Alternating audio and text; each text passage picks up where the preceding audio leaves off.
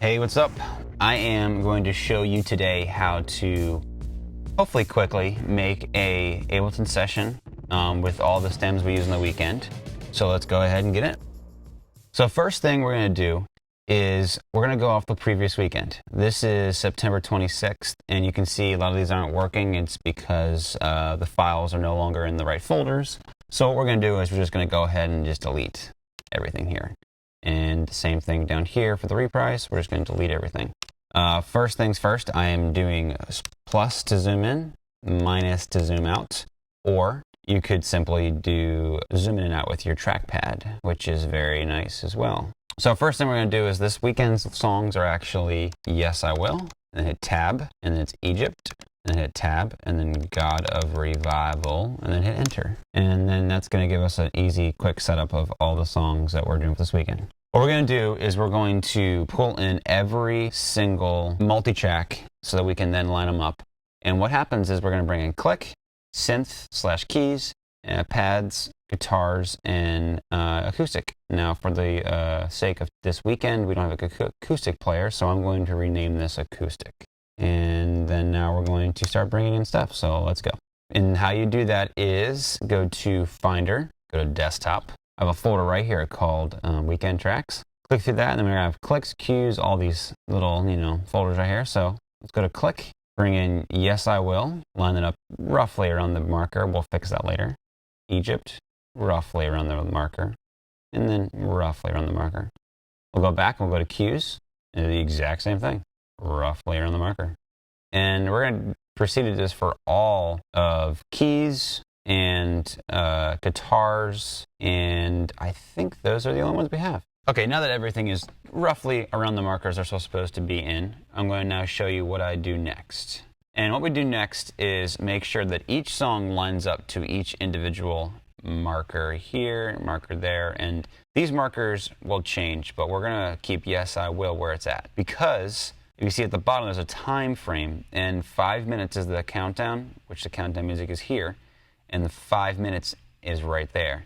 What I give is a few seconds for the actual cues to count us in, so it's just right on the 5. So let's go ahead, move everything to the right markers. Every single stem has the exact same starting and end point, which means that they're easily able to be lined up. You don't have to worry about making sure they're lined up after. That's just the point of this. It just makes it easy. They just have to go here. And one quick thing to know is when you play back, you're not going to hear cues. You're not going to hear guitars or acoustic or pads. You're only going to hear click and synth and test track.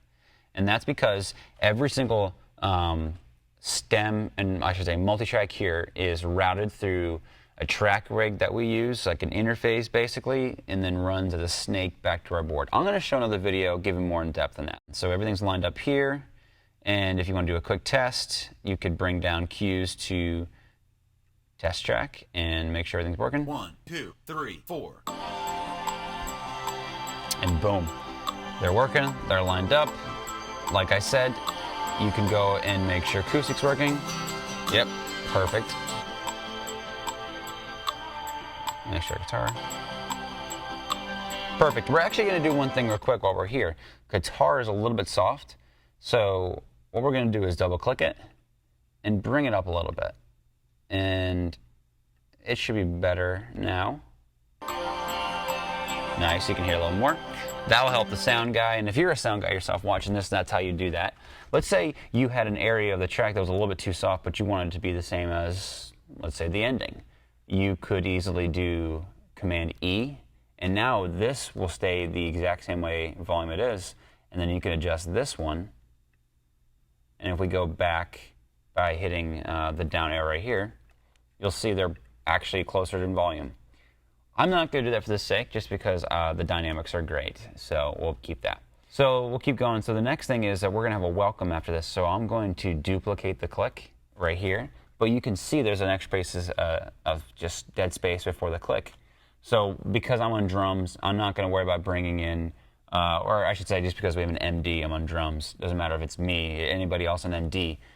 I'm not going to worry about bringing in another cue to bring us into this click. What I'm going to do is I'm actually going to keep the click going. So like I said before, you can do Command E, cut the space, or Command Z, and you can just actually drag it. I like to drag it, that's how I do it. So in this case, what we're going to do is I'm going to line up so that it continues the click. You can see the space here, so I'm kind of trying to eyeball the space. That was rough, but let's see if it's better. Yep, so that's good. That's perfect, and if for any reason you see that happens and it's not right and it needs to be fixed, that's how you do it. You just basically make sure you line up the click. What we'll do next is we're going to go to Finder, and we're going to go to Desktop, and in this worship folder, I have pads and swell pads. Swell pads are used for times at the end of the message. Basic pads are the things that go, ah, yeah, exactly. And we're going to bring in those to kind of fill in for our welcome time. So pad C, because the key of C is what Yes I Will is in. We're going to drag that into pad section, and then I'm going to just let that play and see how it goes. Well, you can't hear it, so let me do this.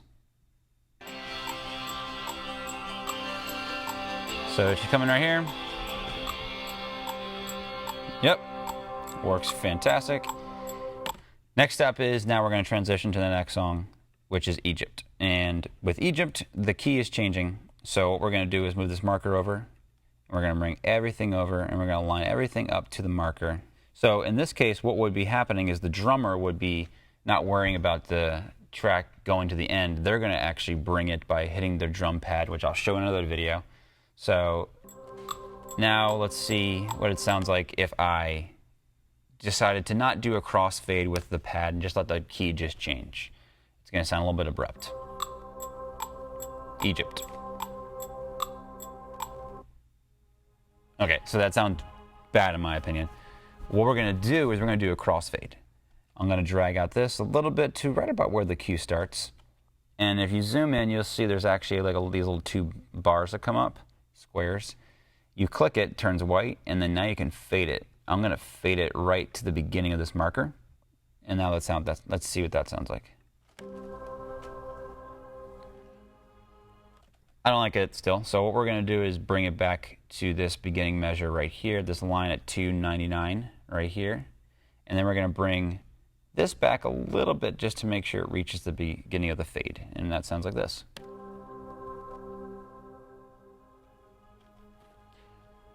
Sounds a little better to me. Maybe it doesn't sound different to you, but it works either way. So let's go ahead and now drag everything back over. And as we're dragging things over, you're going to see that we're not lining up to the line of the marker.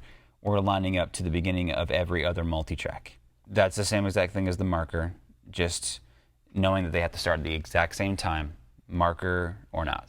So now let's move on to just turning down these tracks a little bit. The guitar is a little bit loud, so we'll turn it down a little bit. So that should be solid. And now we're going to do a transition going into Got a Revival. Okay, great. So I just roughly put something together here. I roughly just moved the tracks to see where they would begin. At the end of this, we have a long fade, which is a key of A flat to D flat, and the last chord would be a D flat.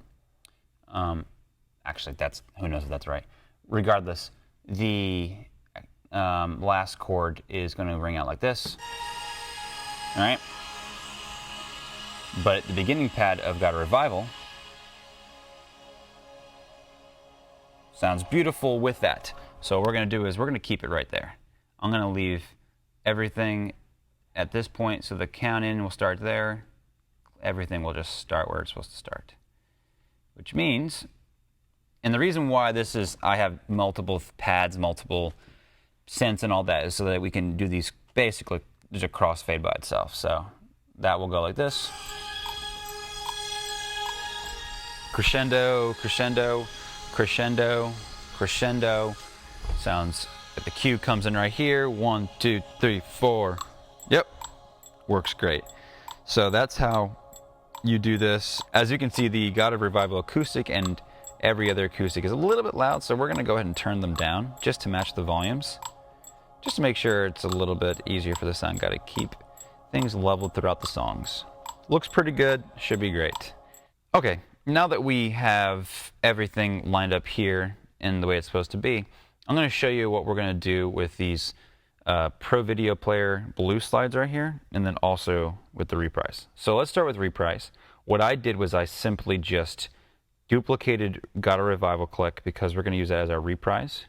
That could change, and really at that point, that's something that we'll agree upon prior.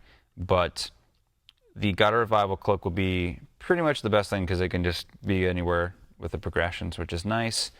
And what I did here is going back to, I'm going to delete this and redo it. What I did here is I went back to Finder, I went back to the worship folder, I went to swell pads, and then I went to pad loops 20 minutes. And this song is in D flat, so we're going to drag D flat in here.